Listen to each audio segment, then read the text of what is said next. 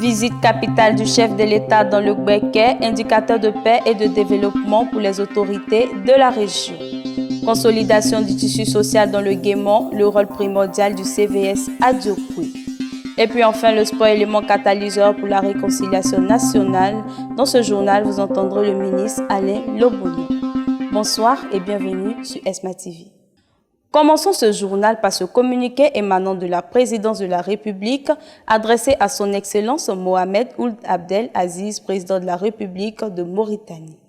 Excellence, Monsieur le Président, à l'occasion de la célébration du 53e anniversaire de la République de Mauritanie ce 28 novembre 2013, je voudrais souhaiter au nom du peuple ivoirien ainsi qu'à mon nom propre tous mes vœux de progrès et de bonheur à vous et à tout le peuple frère de la Mauritanie. À cet effet, trouvez en cette adresse l'expression de la fraternité de la République de Côte d'Ivoire, fait à Abidjan le 28 novembre 2013, signé son Excellence M. Alassane Ouattara, président de la République de Côte d'Ivoire. Le président Alassane Ouattara, en visite dans le Gbeke, visite considérée comme facteur de développement et de cohésion sociale pour les autorités de la région. À Bouaké, Fatim Blair.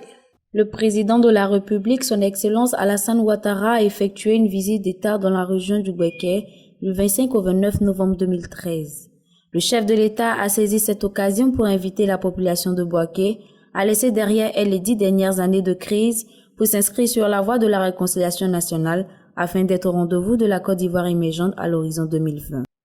Message bien perçu par John Delogne, sous-préfet de Probo, qui place la visite sous le signe du développement. L'arrivée du président de la République dans notre région va apporter un plus. Pour le deuxième adjoint au maire, M. Amadou Bomba, cette visite historique du président s'inscrit dans les actions de la réconciliation nationale. La venue à elle seule même du président est un signe. Cela veut dire que Bouaké est à nouveau dans la République. S'il est vrai que selon les autorités administratives de la région du Gbeke, la réconciliation est en marche, beaucoup d'efforts restent cependant à faire pour la population qui traîne encore les stigmates de la crise. À présent, rendons-nous dans le Guémon où le CVS, Comité d'éveil et de sensibilisation, œuvre pour la réconciliation nationale à Diokoui. Pour plus de détails, Armand Bled. Les leaders d'opinion de la capitale du Guémon ont mis sur pied le comité de veille et de sensibilisation dès les premières heures de la crise post-électorale pour accompagner le processus de réconciliation nationale à Diokoui. El Hadj Ali Touré nous énumère quelques actions déjà menées par le CVS. Voici notre travail. Nous sommes là quand il y a fracture. Nous sommes là pour souder les fractures. Quand il y a division, nous faisons tout pour mettre les gens ensemble. L'exemple du comité de veille et de réconciliation de Diokoui devrait faire cas d'école sur toute l'étendue du territoire. Retour à Abidjan pour aborder le chapitre de l'économie. La Côte d'Ivoire au travail, Abidjan en chantier. Retour des institutions, confirmation effective de la réconciliation nationale. Reportage Evra Kofi. Dès son accession au pouvoir en 2011, le président Alassane Ouattara a placé son mandat sous le signe de la relance économique de la Côte d'Ivoire. Cette action a vu la restructuration du système éducatif et universitaire avec comme point d'achèvement la réhabilitation de l'université Félix Houphouët-Boigny. Au plan des infrastructures, Abidjan, la capitale économique, est en chantier.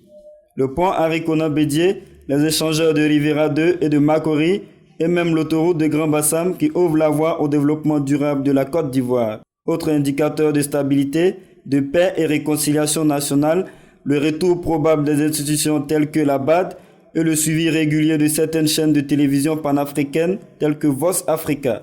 Société. Le rideau se referme sur la première édition du Salon de la cohésion sociale et de la solidarité par la conférence de presse du ministre Anne Ouloto Désiré. Compte rendu, Nathalie Kwasi. Le ministère de la Solidarité, de la Famille, de la Femme et de l'Enfant a organisé du 11 au 13 novembre dernier la première édition du Salon de la cohésion sociale et de la solidarité à la Caisse de stabilisation au Plateau. Pour le ministre Anne Désiré Ouloto, cette journée doit s'étendre sur tout le territoire national. Nos directions régionales à l'intérieur du pays organiseront par endroit des journées de solidarité pour la cohésion sociale et pour la réconciliation nationale. Cette première édition a vu la participation du Haut Commissariat des Nations Unies pour les réfugiés, l'Observatoire de la solidarité et de la cohésion sociale et l'Office pour la coordination des affaires humanitaires. Terminons cette édition par le sport, facteur de cohésion sociale pour le ministre Alain Lobogno. Christelle Niawa, Armand Bled. Après la récente qualification des éléphants pour le mondial 2014 au Brésil, le ministre Alain Lobogno appelle les Ivoiriens à la réconciliation définitive à travers le sport. Le sport devait pouvoir constituer un véritable catalyseur pour la réconciliation nationale. Il appartient aux politiques de renforcer ou ressouder le tissu national déchiré.